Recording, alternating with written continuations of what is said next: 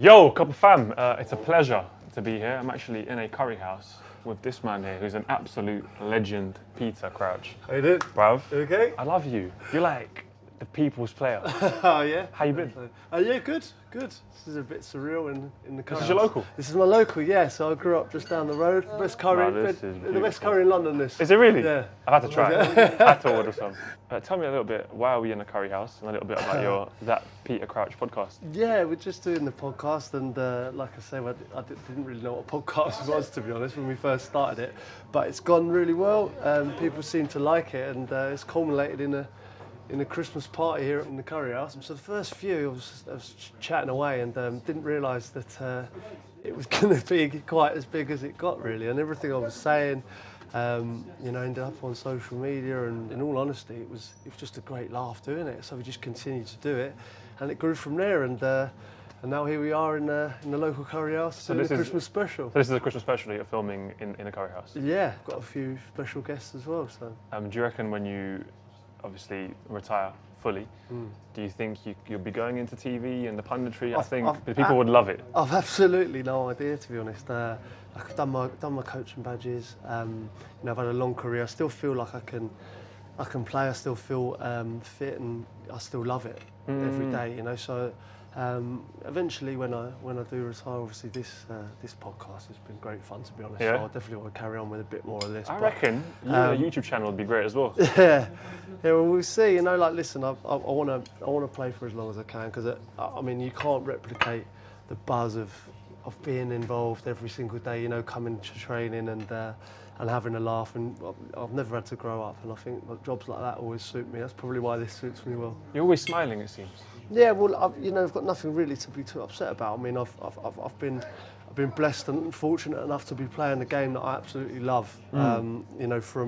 From the age of 16, I left school. 37 now, it's 21 years. I've been doing it every single day of my life, and having it. It's banging. Yeah. Hey, boss. It's top notch. Legend. Top notch. That is so good. It is nice. It is nice. Well, we have an audience called the Copper Fam. Yeah. Sending questions, and they went crazy for you. I'm actually very excited to be here. But the first one from Mark is, what was better, the absolute rocket against Man City at the Britannia, or that overhead kick?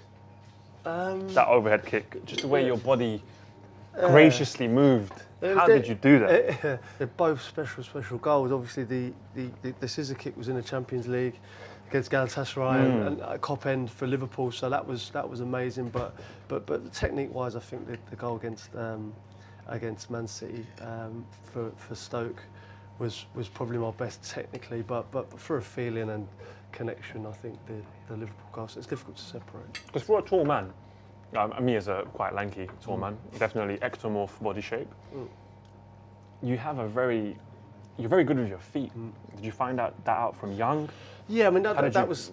Yeah, I don't honed think anyone. Techers. I don't think anyone sort of grows up wanting to head the ball. Don't grow up. And I don't think you grow up and heading into something that I had to work on. I wanted to be Paul Gascoigne, or I wanted to be someone that runs with the ball and does tricks, and that's what everyone wants to be. And eventually you sort of move back and find yourself as a position.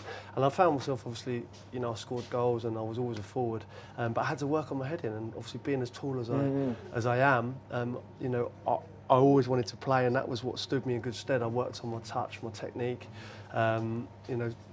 with the ball at my feet, and constantly juggling, trying tricks, and that's what you do. And then I had to evolve, obviously, because being 6'7", it would look ridiculous if I wasn't winning balls in the air. So I sort of had to really work at my game and my heading, and that came later on in life, really. Were you always taller than your kind of kids at school? What was good with me really is the fact that I was literally always taller. I was always like a head above everyone else. From as long as I always remember, I've always been the tallest. A tall man's union. Yeah, literally. Yeah, I've always been the tallest in the room, and I enjoy it, and it's me now. It's part of who I am. I always wanted to see you and Zigic together up front.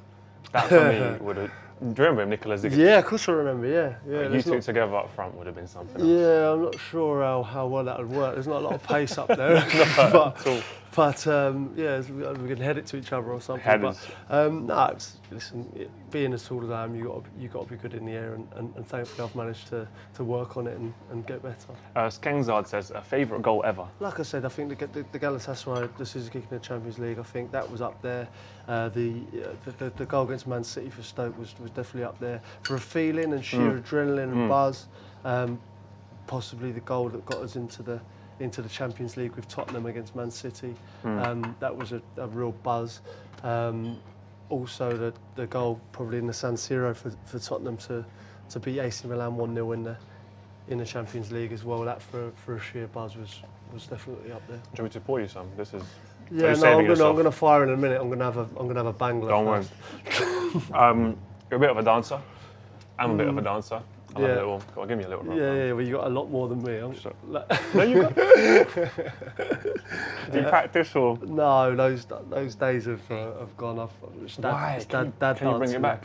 No, well, obviously with the robot and stuff like that, I think I only ever did it 3 times on a football pitch, which is mad. I've done it various times when I've had a few. When you stopped, I was gutted.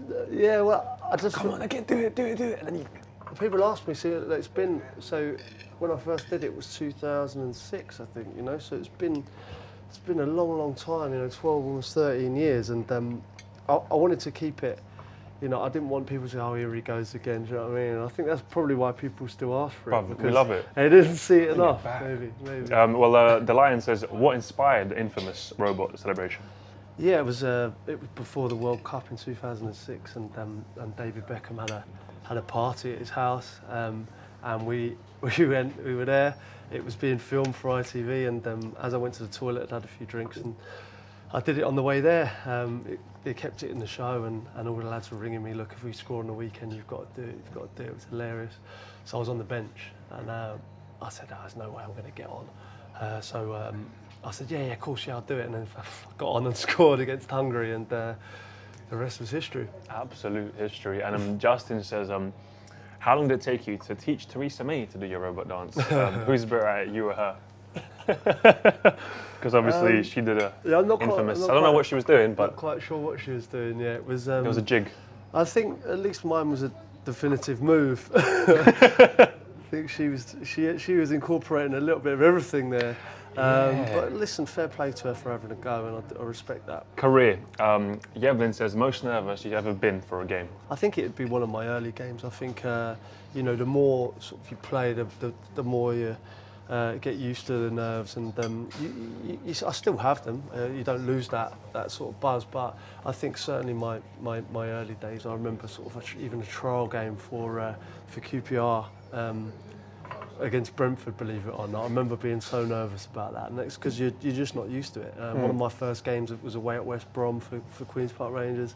That one, without doubt, my England debut. Very nervous for that probably, but other than that, nerves are a big part of football, but it's something that you have to put to the side if you want to play at the top level. Did you ever get any funny chants towards you due to your height and maybe frame? And oh God, yeah, I've had loads over the years. I got a bit of Rodney Trotter at QPR, and I remember the theme tune there they used to sing to me was they bought me for 60 grand off QPR, and it was no income tax, no VAT, 60 grand transfer fee, black or white, rich or poor, Peter Crouch is gonna score. So that was the along the lines of the Only Fools and Horses theme tune. So that was a good song. I like that one. Jason says the best player you've ever played with. Played with a lot of good guys. Yeah, there was a few. I think Luka Modric was 100% up there. Gareth Bale, Steven Gerrard for me. I think he was probably the best. Can you give me your six-a-side team, only using players that you played with? Who would you pick? Yeah, I've done this recently, and I'm sure I picked 7. So there's too many to mention, but I'm going to go for Reina in goal. Mm-hmm. Who am I going to go for at the back? I'm going to have Ledley King. I grew up with Ledley. Okay. Class player, underrated. If he didn't have the injuries, he'd be top class. I'm going to have Sol Campbell next to him for a bit of steel. And then in midfield, I'll probably have Gerrard, Modric, and Bale. That is strong. And then I'd have, is there one up front? Yeah, with yourself? No. I'm going to have Torres in his heyday. Torres in He his was heyday so good at Liverpool was the season I played with him. He was untouchable. He was the only man that I think could make Vidic look awful. Yeah, it was. I mean, it was especially there was a couple of games against Manchester United where he was just unplayable. Yeah. Malik says, was it annoying when you had to hug or high five a small player after a goal? No, if you score a goal, I don't think there's anything that could possibly annoy you. I do think at times, yeah, it did look a bit ridiculous when I scored for England and I went over to Sean Wright-Phillips or something. It did look quite ridiculous in the photos, but you don't think of that when you score a goal. Those were good ones. And then Lewis says, my wannabe pundit dad used to fume every time he watched you play, saying you didn't jump high enough. What do you have to say for yourself? Well, yeah, I had an extra foot on most people. I think that was a criticism that was aimed at me in my early days quite a lot, to be honest. Because yeah, I mean it was true. I think because I would always been taller as a kid, and didn't have to jump much. It got to the stage where I had to sort of learn how to do it. And I played with actually Dion Dublin, who's here tonight, helped me a lot with that. At Aston Villa, Les Ferdinand. As well when I was at Tottenham as a kid, so I had boys like that really helped me. I remember the time against Trinidad and Tobago when you pulled the guy's dreads. Yeah, that was cheeky. Yeah, it was. Well, in all honesty, it was a complete natural reaction. It was like I'm looking for some. But you leverage. scored and you got the leverage. Yeah, I was looking for leverage, but I wasn't trying to pull his dreads. I literally just trying to maybe grab a bit of his shirt and get above him. And what people were saying to me afterwards, that what your heart's a foul, this and that. I said, no, it wasn't. I thought, I didn't do anything. Anyway, when I look back on it that evening. Foul. Yeah. And Trinidad were going to get a point. It didn't look good, yeah, it didn't look good. And I do apologise. I don't apologise for the goal. Thankfully, it's in the record books, but, I do, obviously it was a foul.